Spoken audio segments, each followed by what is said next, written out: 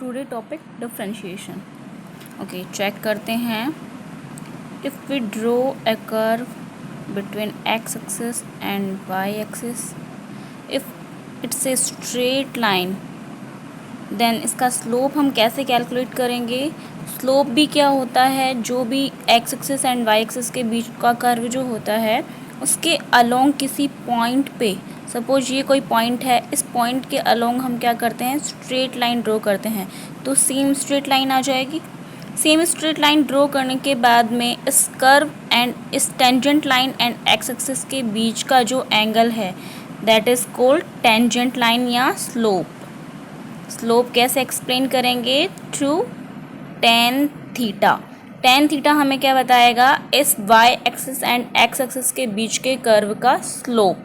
कैसे कैलकुलेट करते हैं हम, सिंपल जो कर्व हमें दिया हुआ है उस कर्व का टेंजेंट ड्रॉ करते हैं जो X axis and Y axis के बीच में है। सपोज ये दो पॉइंट्स हमने लिए हैं इस कर्व पे, यहाँ से हम परपेंडिकुलर्स ड्रॉ करेंगे X axis and Y axis पे। तो ये जो हमारा ट्रायंगल बना है, ये एंगल थीटा है, तो ये भी एंगल थीटा होगा।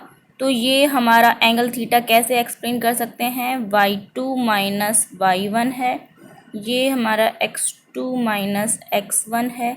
देन टेन थीटा आपका क्या हो जाएगा, tan theta equal to y2 minus y1 divided by x2 minus x1। ये क्या बताएगा, आपका स्लोप बताएगा। ये किस केस में है, जब आपके पास जो कर्व है वो एक स्ट्रेट लाइन कर्व है, बट अगर हमारे पास कर्वेचर इस टाइप से हो, Y axis and X axis के बीच का जो कर्व है वो एक कर्वेचर वाला हो, वेरिएबल नेचर का हो, ना कि एक कांस्टेंट वैल्यू कैरी करता हो, यानी कि स्ट्रेट लाइन के अलोंग ना हो। ओके, अब अगर हम इसका स्लोप कैरी करें, इस पॉइंट पे स्लोप कैरी करते हैं, ये दो पॉइंट हमने ले लिया है, तो अगर हम इस पे टेंजेंट ड्रॉ करें तो क्या होगा, ये इसे कट करेगा। जबकि स्लोप कैसे रिप्रेजेंट करते हैं, स्लोप हमेशा किसी पॉइंट के अलोंग स्ट्रेट लाइन होना चाहिए, बट यहाँ पे तो इन दोनों पॉइंट्स के बीच की अगर हमें स्लोप निकालना है तो ये क्या कर देगा, इसे कट कर देगा, तो गलत हो गया। अब कैसे करेंगे, तो अगर हमें X axis and Y axis के बीच में जो वेरिएबल कर्व दिया हुआ है उसके लिए स्लोप निकालना है, slope means tan theta calculate करना है कि कितना एंगल होगा। तो ये हमारा फर्स्ट पॉइंट है और ये सेकंड पॉइंट है, ठीक है। इन दोनों पॉइंट्स के बीच की जो डिस्टेंस है वो बहुत ज़्यादा है, जिसकी वजह से ये जो कर्व है, ये जो स्लोप है आपका कट हो रहा है। अगर हम इस पॉइंट को बहुत ही पास ले आएँ, वन पॉइंट के, पॉइंट वन के अगर बहुत ही पास ले आएंगे, तो अगर अगर अब हम टेंजेंट ड्रॉ करेंगे तो ये इस कर्व को कट नहीं करेगा। तो अब इजीली हम क्या कर सकते हैं, एंगल कैलकुलेट कर सकते हैं। अब इजीली क्या कर सकते हैं, हम एंगल कैलकुलेट कर सकते हैं। सेम एज, या फिर हम इस पॉइंट वन को यहाँ पे पास ले जाएं। अब अगर हम टेंजेंट ड्रॉ करेंगे तब भी एंगल कैलकुलेट कर सकते हैं हम इजीली। बट यहाँ पे अगर आप एक चीज़ चेक कर पा रहे हैं, जब हमने पॉइंट वन को स्टैटिक रखा है और पॉइंट टू को वन की तरफ शिफ्ट किया है, तब थीटा एंगल डिफरेंट है, और जब हमने वन को टू की तरफ मूव किया है तब थीटा एंगल डिफरेंट है। यानी कि हर एक कर्व पे, फिर से ड्रॉ कर देते हैं हम, एक मिनट, कर्व मीन्स किसी भी पॉइंट पे अगर हम बात करें इस कर्व के अलोंग, हर एक पॉइंट पे हमारा जो एंगल थीटा है वो डिफरेंट होगा। चेक कर पा रहे हैं अगर आप, यहाँ पे हर एक पॉइंट पे एंगल चेंज हो रहा है। थीटा क्या है, वेरिएबल है, यहाँ पे थीटा भी कैसा है, वेरिएबल है, कांस्टेंट नहीं है। जबकि अगर हम X axis and Y axis के बीच में स्ट्रेट लाइन कर्व ड्रॉ करते हैं तो एंगल भी क्या रहता है, टेन थीटा भी क्या रहेगा, कांस्टेंट रहेगा।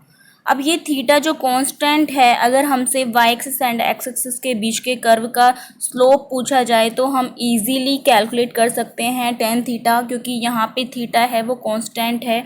बट इस केस में यहाँ पे थीटा आपका वेरिएबल है, तो थीटा वेरिएबल होने की वजह से अगर आपको इस कर्व के लिए स्लोप पूछा जाए तो आप कौन से पॉइंट पे कैलकुलेट करेंगे। तो इसीलिए यहाँ से हमारे पास क्या जो होगा, यहाँ से हमारे पास टॉपिक का क्रिएट होगा डिफरेंशिएशन।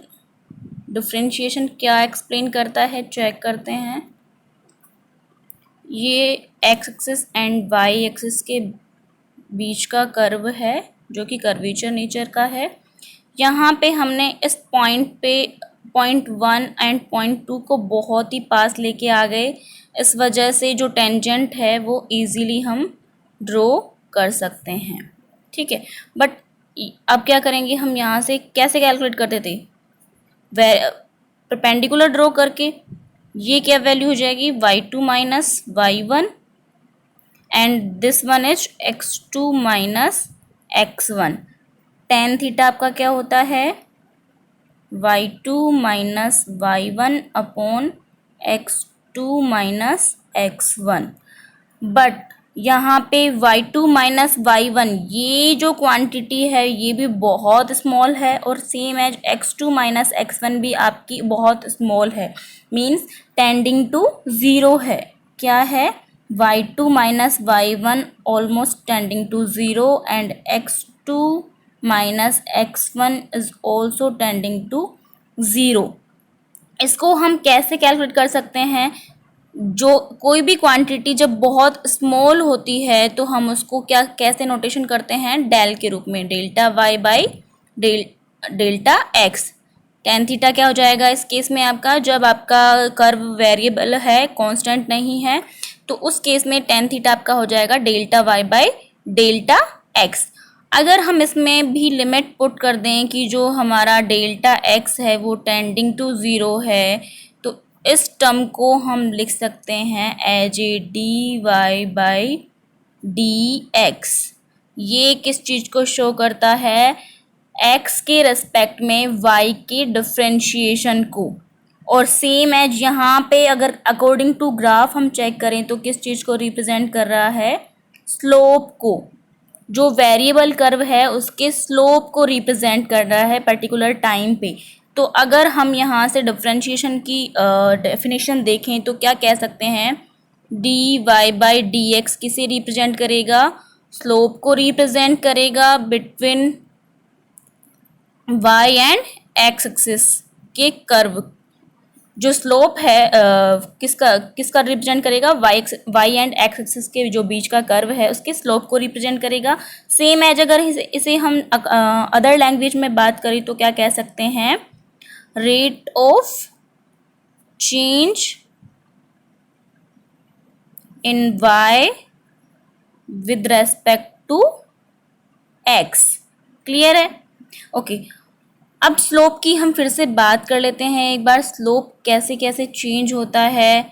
ये X axis and Y axis है, तो हमने कर्वेचर नेचर शो किया था, तो यहाँ पे हमारा जो है स्लोप हर एक पॉइंट पे अलग अलग एंगल कैरी कर रहा है, तो स्लोप चेंज हो रहा है। स्लोप भी यहाँ पे क्या है, वेरिएबल है, तो स्लोप कब इंक्रीज होगा और कब डिक्रीज होगा इसकी बात कर लेते हैं। तो कोई भी कर्व अगर एक्स एक्सिस के पैरेलल है, क्या है, एक्स एक्सिस के पैरेलल है अगर कोई भी कर्व, तो कैसा स्लोप होगा उसका, स्लोप क्या हो जाएगा, ज़ीरो हो जाएगा। स्लोप क्या होगा, ज़ीरो होगा। फिर से रिपीट कर रही हूँ, अगर कोई भी कर्व एक्स एक्सिस के पैरेलल लाइन है तो उसका स्लोप क्या होगा, ज़ीरो होगा। बट अगर जैसे जैसे कर्व वाई एक्सिस के पैरेलल होता जाएगा वैसे वैसे स्लोप क्या होता जाएगा, इंक्रीज होता जाएगा। स्लोप क्या होगा, इंक्रीज होगा। तो यहाँ पे मैं टू कर्व्स ड्रॉ कर रही हूँ। ये आपका फर्स्ट कर्व है, ये सेकंड कर्व है, ये थर्ड कर्व है। तो यहाँ पे स्लोप इंक्रीज किस सबसे ज़्यादा मैक्सिमम स्लोप किसका होगा, तो यहाँ पे थर्ड वन जो कर्व है उसका कर्व स्लोप सबसे ज़्यादा होगा, आफ्टर दैट सेकंड का स्लोप उससे कम होगा और सबसे कम स्लोप क्या होगा, फर्स्ट का होगा। और जब कोई कर्व वाई एक्सिस के पैरेलल हो जाता है उसके लिए स्लोप क्या होगा, इन्फिनिटी। स्लोप क्या हो जाएगा, इन्फिनिटी। मीन्स यहाँ पे जो मेन पॉइंट है वो क्या ध्यान रखना है, एक्स एक्सिस के पैरेलल अगर कोई कर्व है तो स्लोप आपका ज़ीरो होता है, एंड वाई एक्सिस के पैरेलल कर्व है तो स्लोप इन्फिनिटी हो जाता है आपका। और जैसे जैसे वाई एक्सिस के पैरेलल होता जाएगा स्लोप इंक्रीज होता जाएगा। क्लियर है? ओके, डिफ्रेंशिएशन को अगर हम दूसरे टर्म में देखें तो हम कैसे रिप्रेजेंट करेंगे, y equal to some function of x, means y जो है वो x पे डिपेंडेंट वेरिएबल है। x y जो है वो x पे डिपेंड कर रहा है। अगर हम x में कुछ स्मॉल चेंज करें, स्मॉल इंक्रीमेंट करें, सपोज डेल्टा x, तो y में भी कुछ इंक्रीमेंट होगा। सपोज डेल्टा y इंक्रीमेंट हो रहा है तो डेल्टा y की वैल्यू कैसे कैलकुलेट करेंगे, चेक करते हैं। y plus delta y equal to क्या हो जाएगा आपका, F X plus delta x, means delta y equal to क्या हो जाएगा, F of x plus delta x minus y की वैल्यू आपकी कितनी है, एफ ऑफ x। तो रेट ऑफ चेंज क्या हो जाएगी डेल्टा y की, तो delta y by delta x equal to कितना हो जाएगा, F of x plus delta x minus F of x divided by delta x। Okay, यहाँ पे जो आप delta y by delta x term देख रहे हो, जो change in delta y, change in y देख रहे हो, rate of change in y, यहाँ पे अगर ये जो टर्म है वो बहुत स्मॉल हो, मीन्स टेंडिंग टू ज़ीरो हो, अगर ये टर्म आपकी टेंडिंग टू ज़ीरो हो तो हमें पता है कैसे शो करेंगे हम इसको, as a D Y by D x. तो D Y by D x equal to क्या हो जाएगा, limit delta x tending to zero delta Y by delta x. और ये क्या है आपका, rate of change in y with respect to x। Clear है? और ये ही किस चीज को शो करता है, आपका y x के रेस्पेक्ट में y का डिफ्रेंशिएशन। क्या शो करेगा, x के रेस्पेक्ट में y का डिफ्रेंशिएशन। ओके, अब हम कुछ थ्योरम देख लेते हैं डिफ्रेंशिएशन की। Theorem of differentiation, first theorem है आपकी, if y equal to some constant, constant को मैं यहाँ से पे c से रिप्रेजेंट कर रही हूँ, y equal to c, then D Y by D x आपका क्या होता है, ऑलवेज ज़ीरो। ग्राफिकल प्रेजेंटेशन में देखते हैं, X axis and Y axis के बीच में आपका कर्व दिया है जो कि y की वैल्यू क्या शो कर रहा है, कांस्टेंट, यानी कि एक्स एक्सिस के parallel. Suppose for example y equal to आपका 5 है, 5 है तो यहाँ पे कर्व ड्रॉ कीजिए। कर्व कैसे ड्रॉ करेंगे, पॉइंट जो है वो आपका 0,5 जाएगा और ये 0,5 के लिए आपकी स्ट्रेट लाइन होगी। तो हमने बात किया था जब भी कोई कर्व आपका एक्स एक्सिस के पैरेलल है उसका स्लोप क्या होता है, आपका ज़ीरो होता है। स्लोप क्या होगा, ज़ीरो होगा। तो D Y by D X किसको रिप्रेजेंट कर रहा है यहाँ पे, टेन थीटा को। टेन थीटा क्या है, स्लोप है। तो D Y by D X Y equal to 5 के लिए क्या हो जाएगा, ज़ीरो। तो ग्राफिकल प्रेजेंटेशन में भी हमने चेक कर लिया कि D Y by D X की वैल्यू क्या हो रही है, ज़ीरो हो रही है। और अकॉर्डिंग टू थ्योरम अगर हम बात करें तो भी अगर y कांस्टेंट है तो D Y by D x क्या हो जाएगा, ज़ीरो हो जाएगा। सेकंड देखते हैं, if y equal to x की power n, then D Y by D x आपका होगा n x की power n minus 1।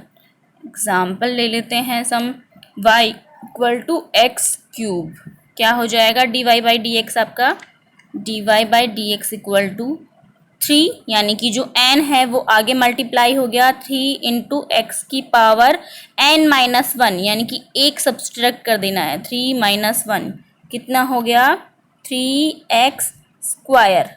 D Y by D X कितना आ गया आपका 3x²। एक एग्जाम्पल और ले लेते हैं, y इक्वल टू एक्स की power 5। D Y by D x क्या हो जाएगा, 5 आगे मल्टीप्लाई हो जाएगा इंटू एक्स की पावर, एक सब्सट्रैक्ट करना है, 5 माइनस 1 मीन्स 5x की पावर 4। नेक्स्ट एग्जाम्पल ले लेते हैं, y इक्वल टू एक्स की पावर 8 कितना हो जाएगा 8x की पावर 7। ठीक है, नेक्स्ट थ्योरम देखते हैं। थर्ड थ्योरम आपकी है y equal to c into u, means यहाँ पे u क्या है आपका, some function of x and c क्या है, सम कांस्टेंट वैल्यू। u आपका x का फंक्शन है और c क्या है, कांस्टेंट वैल्यू। तब इसका डिफरेंशिएशन कैसे होगा चेक करते हैं। D Y by D x equal to C as it is constant है और u जो है x पे डिपेंड कर रहा है, सिर्फ उसका डिफरेंशिएशन आपको कर देना है, तो D U by D X. c को एज इट इज रखना है, सिर्फ u का डिफरेंशिएशन करना है, D U by D X. Example check करते हैं। Suppose y equal to 6x³ then D Y by D x equal to 6 as it is. x³ का करना है तो आपका x³ का हो जाएगा 3x²। फाइनल आंसर क्या हो जाएगा 18x²। नेक्स्ट एग्जाम्पल ले लेते हैं, y equal to 3x²। D Y by D x क्या होगा 3 as it is into 2x, क्या आ जाएगा answer 6x। Next theorem check करते हैं। फोर्थ थ्योरम आपकी है, इफ़ y इक्वल टू जो कोई फंक्शन है वो एडिशन या सब्सट्रैक्शन की फॉर्म में दिया हुआ है, y equal to U plus V plus minus V plus minus W plus and so on, then आपको यहाँ पे आपका u v w जितने भी फंक्शन हैं वो सब क्या हैं, x पे डिपेंडेंट फंक्शन है, function of x। Then D Y by D x equal to, ये एडिशन एंड सब्सट्रैक्शन की फॉर्म में है तो एज इट इज़ रखना है एडिशन एंड सब्सट्रैक्शन, सिंपली इनका अलग अलग डिफ्रेंशिएशन कर देना है, D U by D X plus minus D V by D X plus minus D W by D X. Example check करते हैं। एग्जाम्पल आपका y equal to x³ plus 3x² plus 5 then D Y by D x. क्या करना है आपका, ये term का अलग से डिफ्रेंशिएशन करना है, इस टर्म का डिफ्रेंशिएशन अलग होगा, इस टर्म का डिफ्रेंशिएशन अलग होगा। फर्स्ट टर्म का डिफ्रेंशिएशन करते हैं, क्या हो जाएगा 3x² plus sine as it is. Second term का differentiation 3 as it is into x² का 2 इंटू एक्स प्लस 5 का डिफ्रेंशिएशन, 5 एक कांस्टेंट वैल्यू है और कांस्टेंट का डिफ्रेंशिएशन हमेशा 0 होता है तो 0 हो गया। Then D Y by D x क्या आ गया आपका फाइनली 3x² प्लस 6x।